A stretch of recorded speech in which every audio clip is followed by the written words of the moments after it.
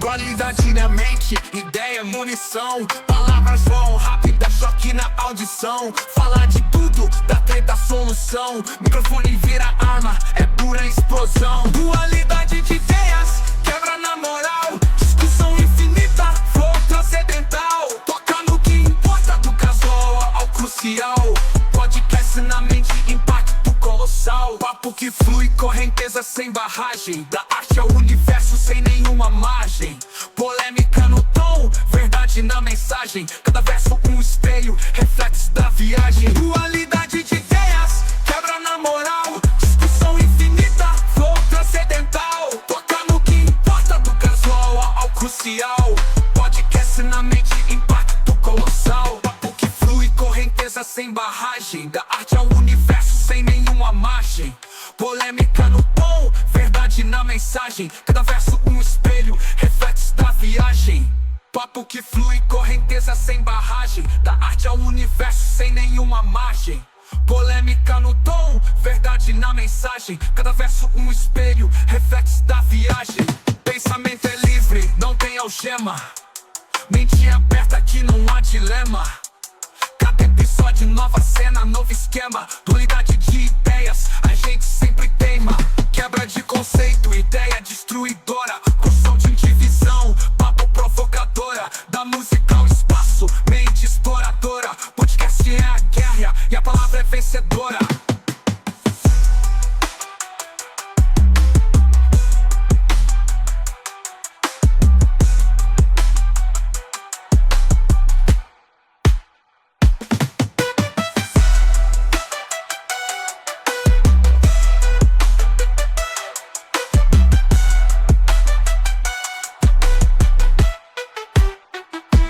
Quebra de conceito, ideia destruidora. Construção de visão, papo provocadora. Da música ao espaço, mente exploradora. Podcast é a guerra e a palavra é vencedora.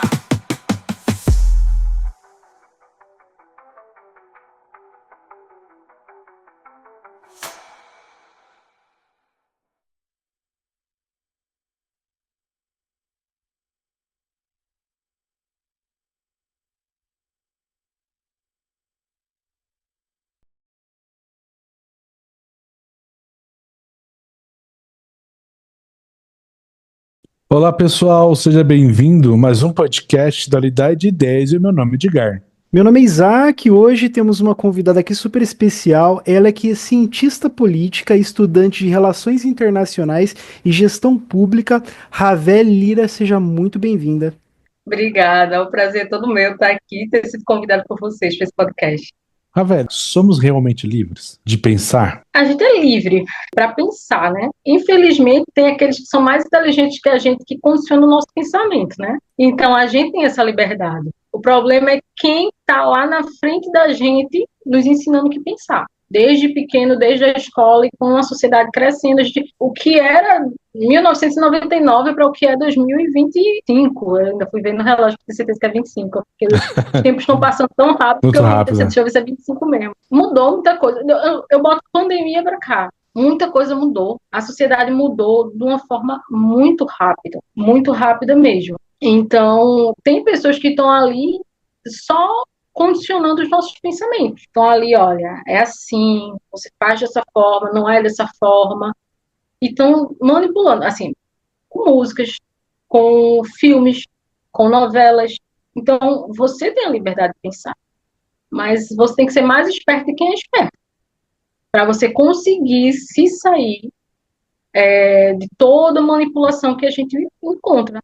E não é uma coisa, a teoria da conspiração. Não. Um comercial de fast food é usado para te manipular. As cores que eles usam é para manipular. A forma que ele apresenta as coisas, você vê um hambúrguer maravilhoso. Quando você vai lá comer, meu Deus, é uma coisa horrível. Não vou nem citar para não dar BO, mas você sabe que isso acontece. Então, isso é manipulação. Então, você vê nas escalas mínimas existe manipulação, imagina nas escalas maiores. Então, todo mundo tem a liberdade de pensar e deveria pensar por si só.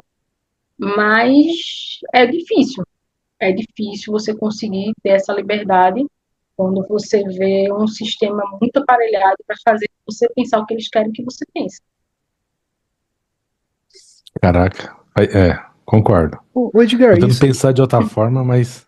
Edgar, isso me fez pensar, ver esse pensamento aqui agora da entrevista que a gente realizou com o professor Orestes, que em dado momento ele falou que o governo, as palavras do nosso convidado, que o governo norte-americano investe pesado, né, nas produções cinematográficas para, como que eu posso falar, segundo o professor, para que a cultura norte-americana seja espalhada para o mundo, digamos assim, né? Foi essas palavras do professor. É bem curioso, acho que se encaixa um pouco com isso, né? Se encaixa. A União Soviética também fazia muito isso. Muito, dentro do país era propaganda para o partido total.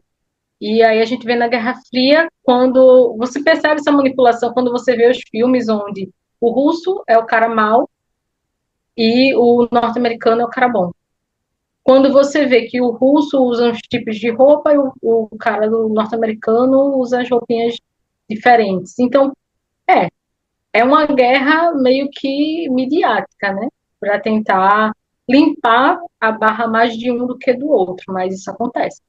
Mas ele falou nesse time, ele falou do norte-americano, né? Mas se é para pensar, até nós brasileiros, a gente usa novelas brasileiras. A gente usa hoje filmes brasileiros com qual que é a intenção? De mostrar um lado. Você pega nossa classe artística hoje, ela não é plural. Tipo assim, vou pensar assim, vou pensar assim. Não. Ela é voltada para um determinado X. Uma agenda, né? É complicado você. Aí você tem também. Você meio que polêmico. Até a religião também. Hoje tudo é meio que politizado para tudo que é lado. Para você ter uma Uhum. mente livre, de fato, fora disso, é É punk. difícil. É difícil. E eu acho que o povo de fora morre de medo de, tipo, pegar brasileiro como hater. Porque o É brasileiro pega pesado. demais. O filme lá, por exemplo, lá do Ainda Ainda Estou estou Aqui. aqui. Nossa, os Isso. brasileiros destruíram a menininha lá que ganhou o Oscar, lá de, acho que ela tem 25 anos, né, Isaac? Que ela tem, ela é nova, né, se não me engano. A Isso. atriz que ganhou. Agora. Não, o A pessoal nossa. partiu para a ignorância. Partiu para ignorância. Exatamente. Mas Mas brasileiro é isso. é que tá na pergunta, eu vou te perguntar: você acha que a gente vive numa ilusão? Eu acho que boa parte vive. Boa parte do. Acho que nós vivemos também. Todos nós. Uma parte vive mais na ilusão e outras menos. Mas eu acredito que é difícil você não viver numa ilusão quando tudo realmente, se você for levar em consideração o que Platão disse, é de fato uma ilusão. Uhum. Porque tudo que é criado na sociedade é para nos trazer essa ilusão. Por exemplo, você precisa casar, você precisa ter uma família, você precisa ter um carro de luxo, você precisa ter uma vida extremamente para ostentar, para mostrar às pessoas, você tem que ter uma aparência impecável, você tem que ir para. Tudo isso você tem que fazer. Cria ilusões. Isso tudo cria ilusões, porque você acredita que você tem que fazer aquilo, você acredita que você tem que ser aquilo, e você não tem que nada. Você tem que ser você mesmo. Você tem que viver conforme você gosta de viver, conforme você se sente bem para viver. Mas a sociedade prega isso desde que a sociedade virou sociedade. Então, é complicado a gente não estar nessa ilusão, porque a gente nasceu nela, cresceu nela, a gente está se desenvolvendo nela. E muito provavelmente também vai morrer nela, porque eu acho que não vai mudar muita coisa. Mas a gente tem como, a gente tem como enxergar um pouco mais além, que é o que Sócrates e o Platão conseguiram fazer, apesar da ilusão. Então, acho que não tem como a gente não estar dentro dessa ilusão, mas tem como a gente enxergar além, a gente expandir a nossa visão. Perfeito, Ô, perfeito. Ravelli, conta pra gente então, em que momento que a Ravelli saiu da caverna? Ih, rapaz, eu acho que ainda tô. Acho que ainda tô. Não tem, acho que é muito difícil a gente estar aqui e sair dessa caverna. É um pouco parecido com a pergunta do Edgar. É meio complicado sair. A caverna e a ilusão é basicamente a mesma coisa. Então é muito difícil você sair dessa caverna. Você pode até deslumbrar alguma coisa ali na frente. Você pode até enxergar, mas sair da caverna por si só, eu acho que só quando sairmos desse corpo aqui e quando formos para a vida eterna, a gente vai conseguir realmente enxergar fora da caverna ou sair dessa ilusão. Até lá, acho que a gente vai continuar condicionado a isso. A educação, ela liberta ou ela aprisiona a gente? Se a gente tivesse uma educação, a gente não poderia sair um pouco mais da caverna? Acho que poderia. Não, eu chego num ponto que digo assim: se a gente tivesse educação, a gente teria ideia que a gente estaria na caverna. Talvez a gente ainda não conseguiria sair, mas a gente teria essa ideia: eu estou na caverna. Entendi. Ter a ideia que você está na caverna já é um passo enorme, é 90% da caminhada. E muitos não conseguem enxergar isso.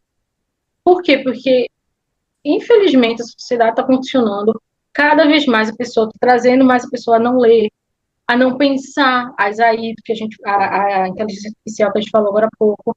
Então, a gente acaba não pensando, a gente começa a querer tudo muito mais fácil, já está mastigadinho, prontinho ali, tá bom, vamos fazer daquela forma. E não pensa. E muito mais, a gente não consegue nem descobrir que a gente está dentro de uma caverna. E isso é perigoso, porque Platão, Sócrates, os filósofos fizeram a gente entender. Estamos vivendo uma ilusão. E essa ilusão é isso, a gente está apegado a material, apegado a uma vida assim, apegada a coisas que a sociedade implica para a gente, não que seja ruim. A sociedade me obrigou a ter uma família, que coisa chata, que coisa horrível. Não, é muito bom você ter uma família. Mas que isso não seja uma condição, que isso não faça uma pessoa infeliz se ela não conseguir ter uma família, que ela também tenha amigos, que ela seja feliz com a própria companhia, mas não que ela viva desesperada, e é isso que acontece. Então, é muito complicado, realmente é muito complicado, a gente vai continuar dentro dessa caverna, mas a educação vai nos fazer enxergar que a gente está nela, e que aos poucos, buscando sabedoria, um dia a gente sai dela. Tomara. Eu também espero. Velho, agora entrando numa outra questão, você acha que as pessoas seriam éticas se elas fossem invisíveis? E vamos entrar num tema muito interessante de Platão. Vamos voltar para Platão um pouquinho. Eu vou contar uma historinha do Anel de Giges. É muito legal essa história de A República, que ele vem e fala, né, que um pastor encontra... É pastor porque ele queria dizer que era uma pessoa extremamente humilde. Ele encontra um anel que ele ficava invisível. E aí ele começava a fazer atrocidades, ele começava a influenciar as pessoas e ele chegou a ser rei. Por isso que ele usa um pastor, que é uma pessoa que seria mais humilde. Então, ele dá essa ideia, uma pessoa invisível, não usando da ética, não usando da moral, conseguiu ascender ao posto de rei. De uma forma ética, não. Com alguma moral na vida dele, não. Só que o anel de Giges, ele é só um símbolo. Hoje, nós usamos o anel de Giges. Todos nós já usamos o anel de Giges uma vez na vida. Uma vez, eu acho que uma vez é muito pouco. A gente usou bem mais. No momento que a gente mente, é um anel de Giges. Por quê? Mas eu não fiquei invisível. Ficou. O que você fez de errado, você encobriu. Então, aquilo que você fez de errado, ninguém viu. Está invisível. Mas você fingiu uma nova realidade. Então, você usou o anel de Giges. Então, você não foi ético. Você não usou de moral. Então, hoje em dia, a sociedade, eu acredito que nunca vivemos tanto usando o anel de Giges como usamos. Às vezes forçados. Às vezes somos forçados a usar por convenções sociais. Então, você tem que fingir de ser uma pessoa. Você traz um ser que não existe, que você sabe que não é você, porque você precisa agradar os outros. Porque você, até às vezes, para evitar problema, dor de cabeça, não, você é assim, porque se eu for quem eu sou mesmo, o pessoal não vai gostar. Então, você finge ser uma pessoa que você não é. Nesse momento, você está sendo invisível, o seu eu é invisível. Então, o anel de Giges é isso. Então, se todo mundo pudesse usar agora, se fosse algo literal, eu coloquei o anel, me tornei invisível, meu Deus. Se a pessoa hoje em dia, que não está com o anel no dedo, não está invisível, ela já consegue fingir ser o que não é, imagina ela com o anel, o estrago que ela faria. Eu não acredito que a nossa sociedade, acho que estaria em colapso. Se todo mundo tivesse um anel, ou pelo menos, eu acho que eu só dou uma pessoa com um anel de Giges para que o mundo se acabe, que o Brasil se acabe. Só precisa de uma pessoa sendo invisível. E se for uma pessoa ruim, acabou. Nossa, aí arrebenta tudo. Mas existe moralidade sem consequência? Olha, eu acredito que é essencial a moralidade.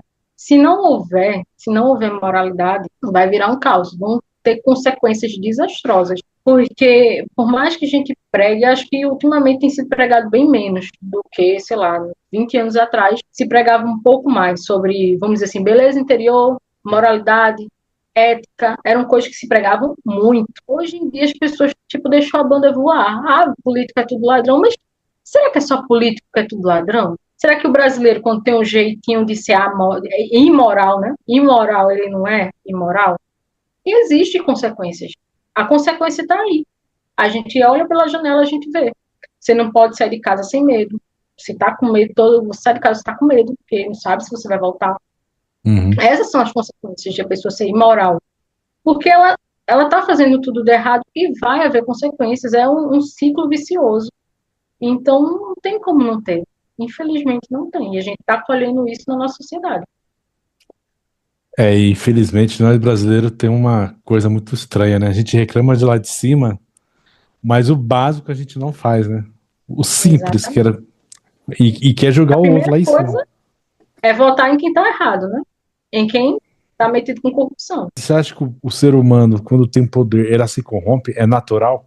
Ó, a gente tem Locke, temos Rousseau e temos Hobbes, que são os três pais, vamos dizer assim, do contrato social. E tem um deles três, ele vai falar que o Rousseau, ele fala que o homem ele é bom, mas a sociedade o corrompe. Perfeito. Já o Hobbes, ele vai dizer que o homem é o lobo do homem. Tipo assim, não tem pra onde fugir. O homem é mau e ele vai fazer mal a si mesmo.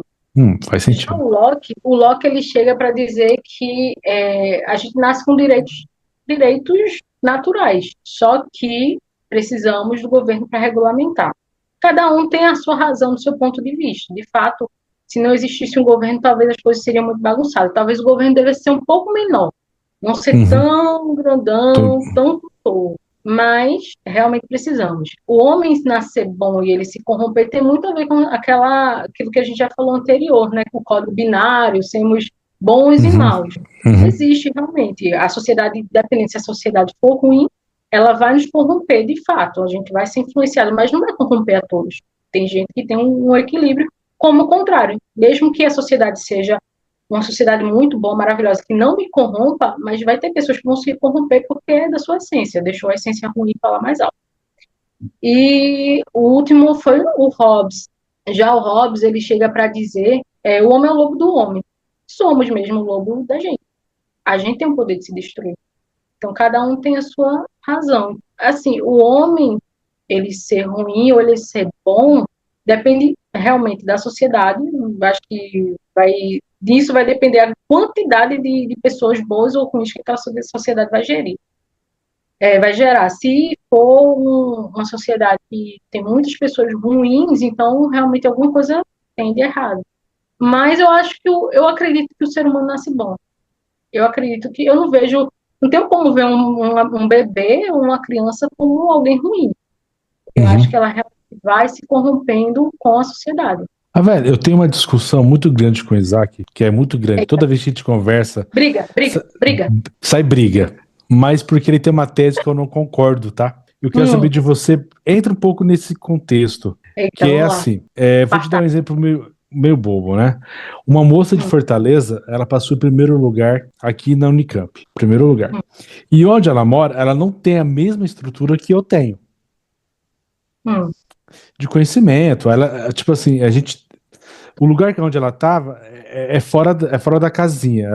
A chance era mínima da mínima para ela chegar onde ela chegou.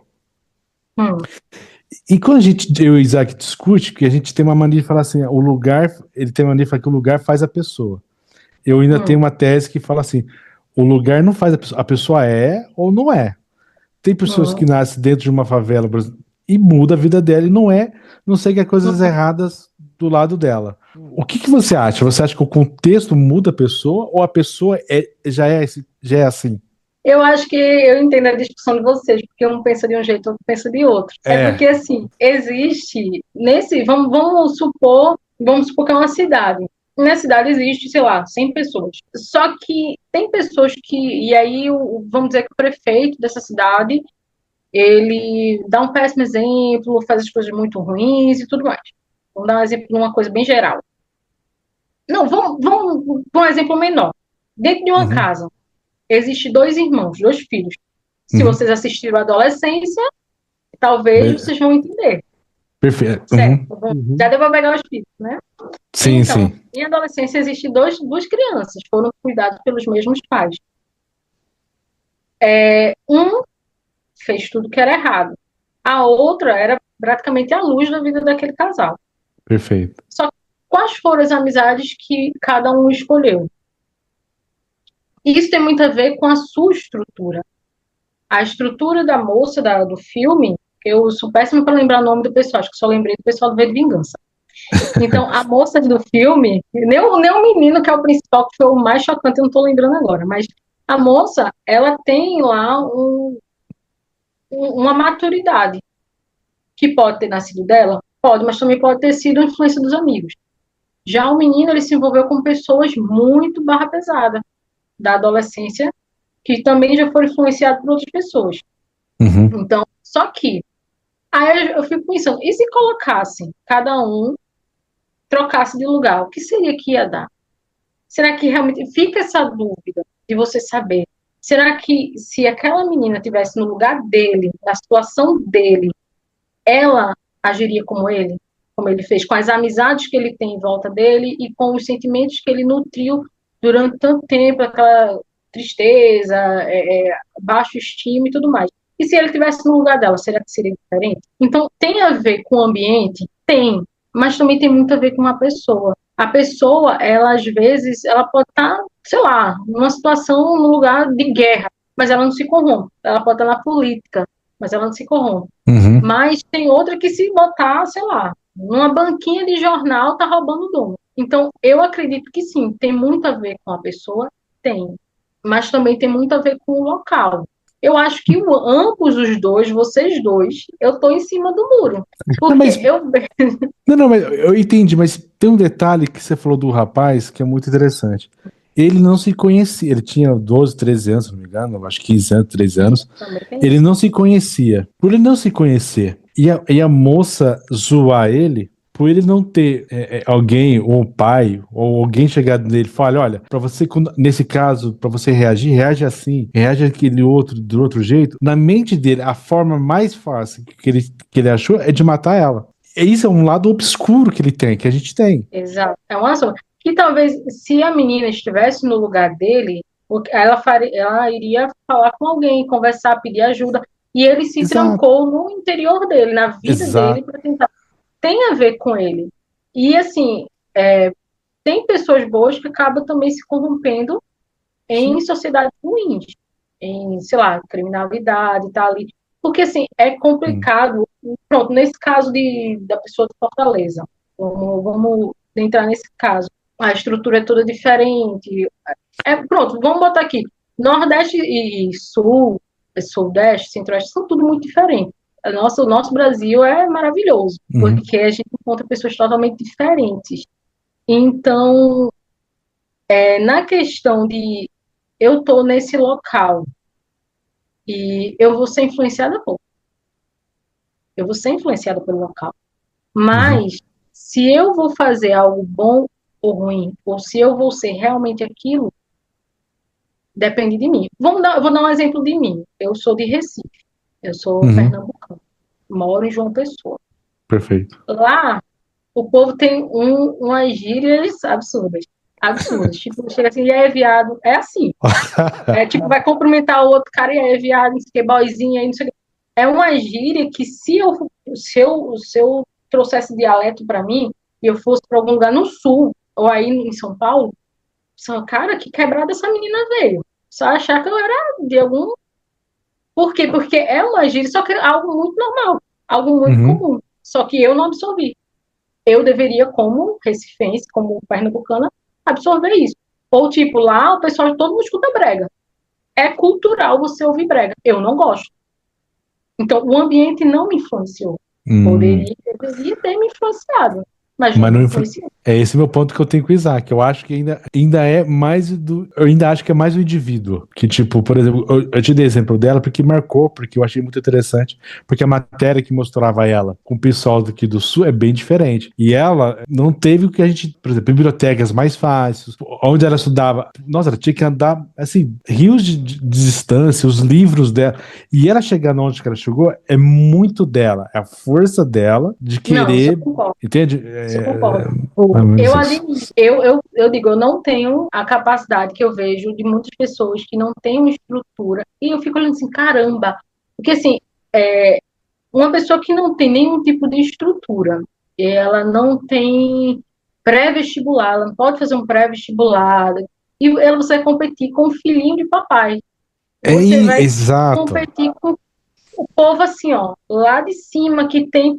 Às vezes, o professor pré-vestibular é um cara que conhece tudo já da universidade. Então, são caras muito inteligentes. E aí você vai competir. É uma coisa que eu sempre penso que eu acho muito injusto. Se a faculdade é pública, ela deve ser utilizada por quem não tem condições de pagar uma faculdade privada, no meu ver. Perfeito. E existem faculdades. Eu fiz particular, porque eu nunca tive paciência de passar na federal. Eu fiz uma vez para jornalismo, isso quando eu tinha primeira e segunda fase. Olha o tempo que faz, 2000 e sei lá quando, tampa de crush. Eu fiz, Uhum. foi quando eu tinha 17 anos, foi 2007. Eu fiz primeira fase de jornalismo, passei, fui fazer a segunda fase, a fase não passei e desisti, porque não tenho paciência. Não tenho paciência para ficar estudando aquela matéria. E eu admiro muito o pessoal que eu sei que não tem estrutura e ela está ali estudando, se matando e consegue passar em primeiro lugar, mesmo não tendo a mesma coisa que um filho, não vou falar filho de papai, porque às vezes fica depreciativo, mas Uhum. uma pessoa de classe alta tem e tudo mais. Então, é de aplaudir de Sim, sim. pé, porque Concordo. realmente é difícil. Desculpa, Isaac. Vai, Não, Isaac. imagina, tipo.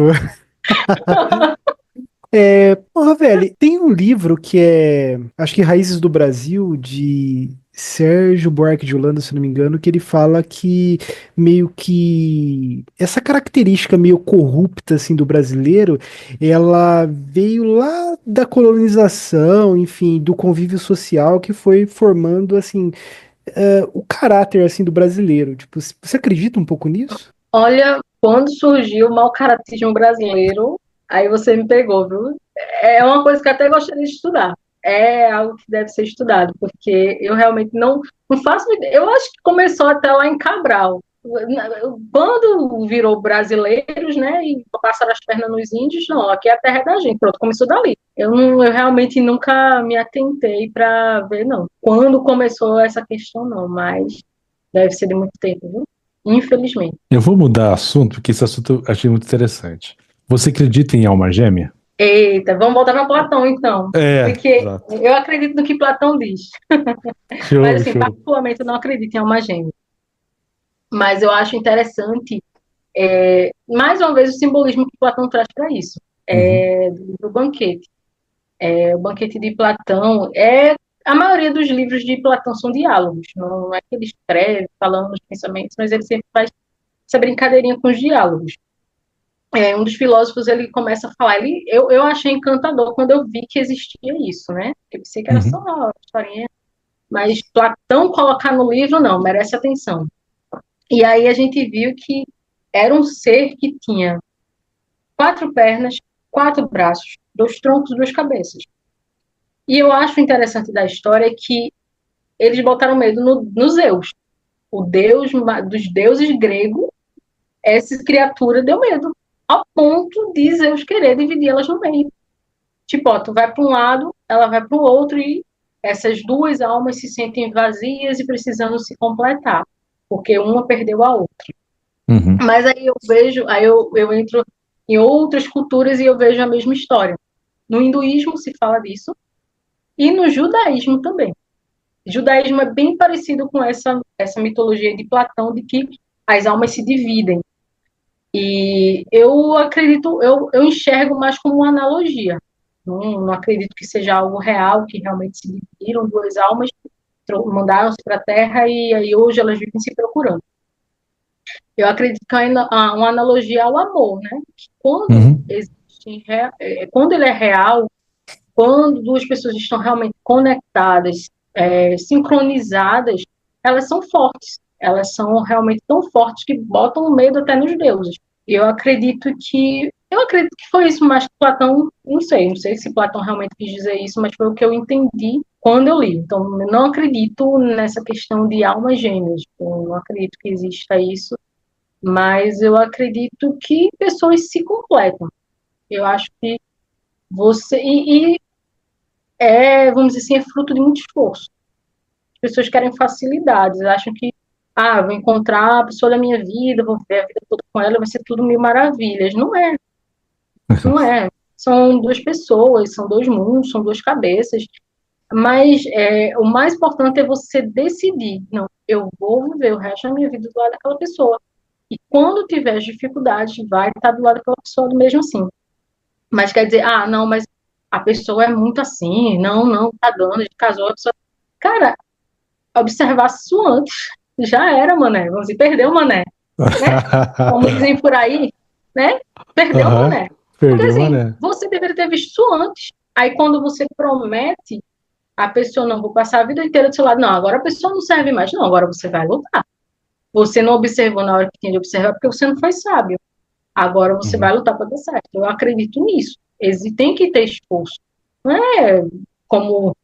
pronto, Branca de Neve, esses contos de fada que encontrou o príncipe encantado e vieram felizes para sempre. Não é assim, de jeito nenhum. Mas você não acredita que a gente é metades buscando outras metades? Eu acho que a gente não chega a ser metade.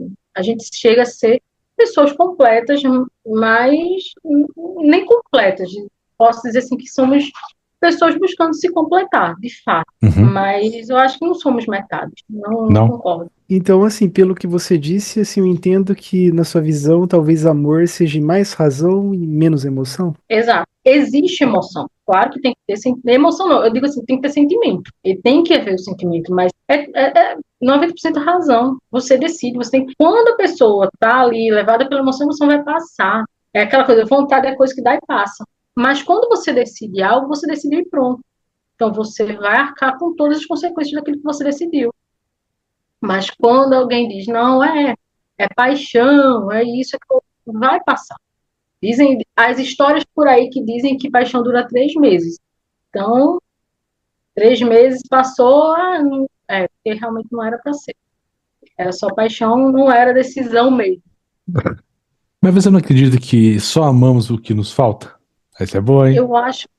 É complicado essa pergunta, não é? Amar o que nos falta.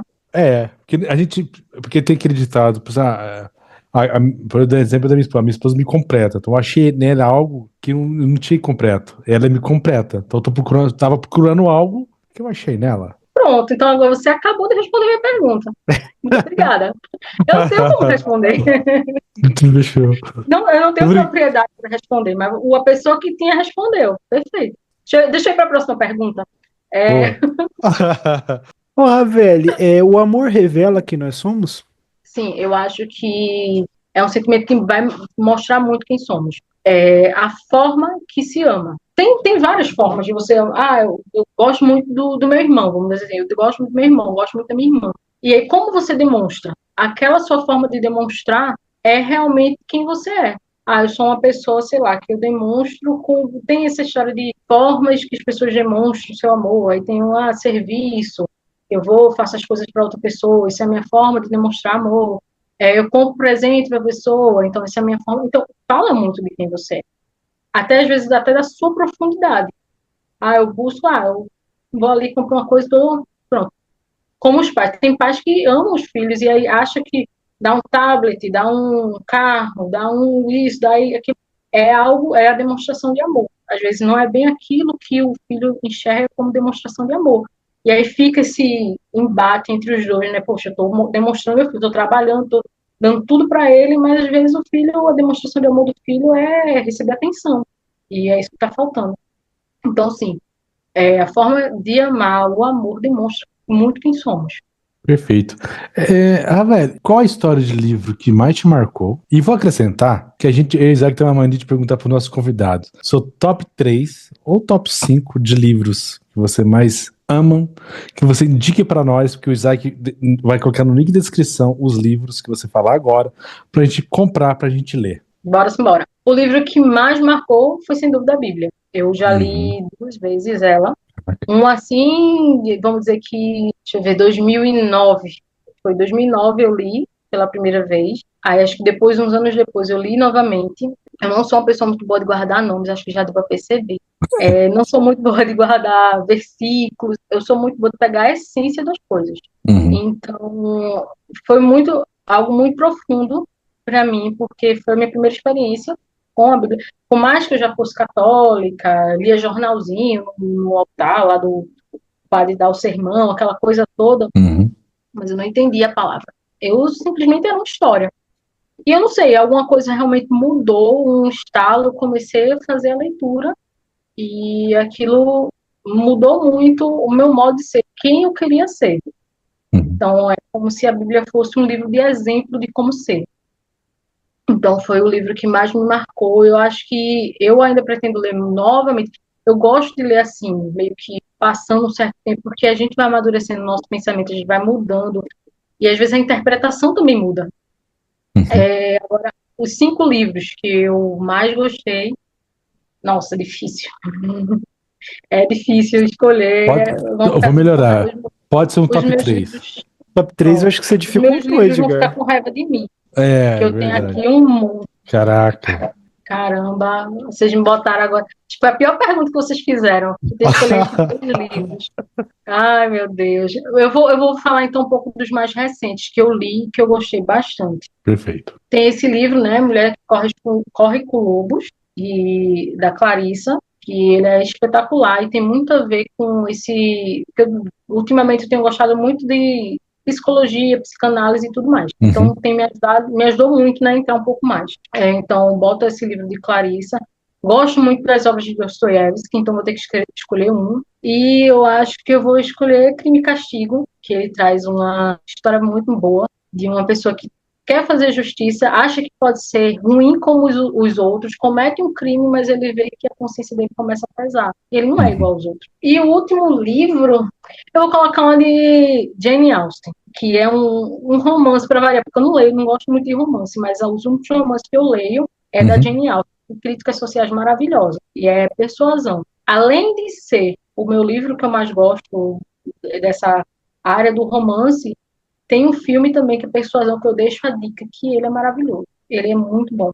Aí tem o livro e o filme Persuasão. Então, meu top 3, vamos botar aí. Eu sei que depois eu vou me arrepender, eu vou dizer, eu deveria ter dito aquele livro, mas foi os que vieram na mente agora. Mas show de bola, show. Pera, já que você falou do top 3 livros, você pode falar pra gente um top 5 melhores filmes assim da sua vida? Eita, acho que isso é mais fácil. É mais fácil porque quem vive me pedindo essas coisas aí é o Eric. Aí, às vezes, já tenho na mente, né? Os filmes que eu mais gosto. Eu vou colocar o V de Vingança, que não teria como deixar de fora. Eu tenho Persuasão, que eu perdi as contas de quantas vezes eu assisti Persuasão. Eu assisti Jurado número 2, que eu ouvi vocês comentando. Eu achei sensacional. São 5, né? São 5. Deixa eu ver mais 2. Deixa eu ver mais 2 aqui. Vou deixar no 3, que eu não tô conseguindo mais lembrar de filme, acredita? Brilho de uma Eterna Paixão. Pronto. Nossa, esse é bom. É com... Assistiu? Nossa, é maravilhoso. Peraí, é Brilho de uma Eterna Paixão ou é Brilho de uma Mente Brilhante? Ou é, sei lá, não sei o que, de uma Mente Brilhante. É com o Jim Carrey? Não, não é isso não. Então. É um romance. Eu sei que todo mundo comenta, quando eu falo desse filme, todo mundo diz, aquele filme com o Jim Carrey. Não, é porque é outro. Mas é meio essa pegada de Jane Austen. Eu disse, não, ele não assistiu esse filme, não. É romântico demais, é literário demais. Eu duvido que ele tenha assistido. Não, mas é Brilho, é um fatos reais. E vou botar Razão e Sensibilidade. Razão. A maioria. Legal. Eu também gostei de John Wick, né? Mas tudo bem. Bota aí. Muito bom. John Wick. Os 4 de John Wick. Piratas do Caribe também. Caraca, Piratas do Caribe, bom. Não, ele é bom. Pena que não tem mais Johnny Depp. Eu não assisto mais. Mas vai ter, né? Porque, apesar que não sei se eles fechou, né? Mas tinha chamado ele de volta, né? Depois que resolveu o problema dele lá com a mulher lá, mas pronto, agora eu assisto. Falando em mulheres, a gente tá vivendo um momento muito complicado pra mulher, né? E vou te fazer uma pergunta sobre isso. Por que tantas mulheres estão cansadas, mesmo elas sendo fortes? Esse é o problema.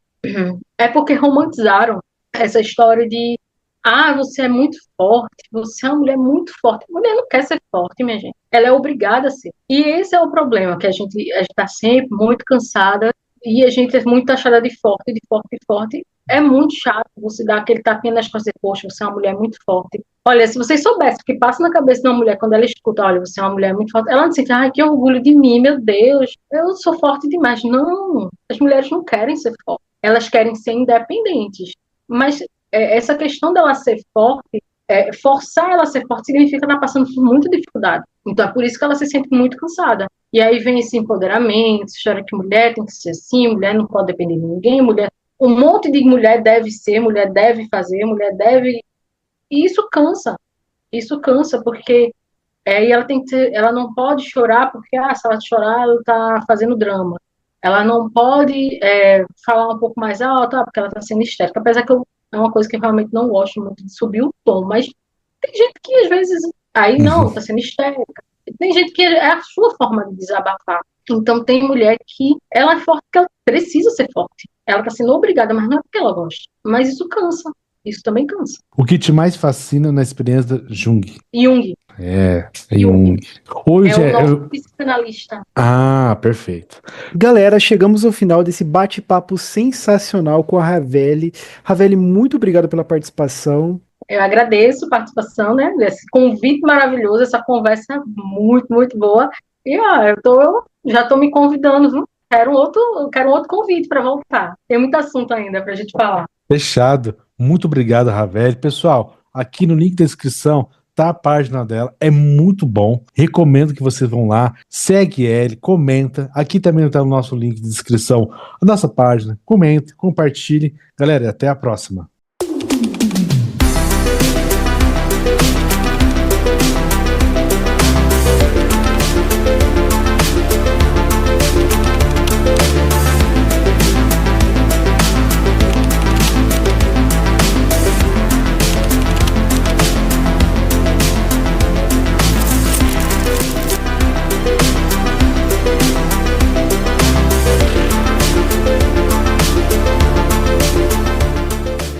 Só um detalhe, não sei se vocês brigaram já com o Eric sobre Hereditários, mas eu briguei, tá? A gente brigou muito feio uma vez. Vocês já brigaram algum de vocês ou vocês compartilham do pensamento Hereditários dele? É que o Edgar não curte muito filme de terror, mas eu acho o filme sensacional, não sei se é isso. Eu não assisto. Então vamos, boa noite, gente. Nossa, não, mas você não Foi gostou? uma briga feia. Mas você não gostou, velho, do filme? Por quê, mano? Não falar vamos que eu não entrar assisti. nesse debate. Mas, ó. Não vou cair nessa armadilha de novo. Só uma coisa, ó. Eu acho que o filme de. Assim, não sei, tá? O filme de terror bom é aquele que você sai do filme com medo. E eu acho que nesse sentido o filme. Pelo menos eu saí do filme assim. Falei chocado, sabe? Tipo, ele Mas sabe qual foi o problema? Eu vou dizer pra vocês qual foi o problema. Eu saí do filme sem opinião formada de tipo, não gostei, não odiei, também não amei. Tipo, tanto faz. Só que o Eric perturbou tanto meu juízo. Não, porque o filme é muito bom, porque o filme é isso. Como assim? Eu disse, cara, eu não disse que eu não gostei do filme. Eu só disse que não vi lá essas coisas, não fiquei com medo, não foi assustador. É só um filme. Tipo, aquela história. Eu não me conectei com o filme pra sentir que era realidade, entendeu? Mas eu sei que teve pessoas que se conectaram. Tipo, é muito real e deu muito medo. Eu achei muito, assim, meio que fantasioso. Mas o que você achou do final do filme, Ravel? Só de curiosidade. Eu achei que, cara, não fechou nada com nada. Pra mim, não fechou nada com nada. É um Deus que estão ali adorando, não sei o quê. E morre todo mundo, e, sei lá, ninguém percebe que aquela família tá passando por aquilo, né? Eu sei que eu não consegui me conectar com o filme.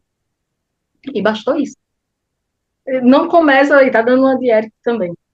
Não, mas não é. Por isso que nós briga direto. Eu, Eric e ele, nós três, porrada. Mas treto, que cada um... É assim, quando eu assisti o filme pela primeira vez, eu gostei do filme.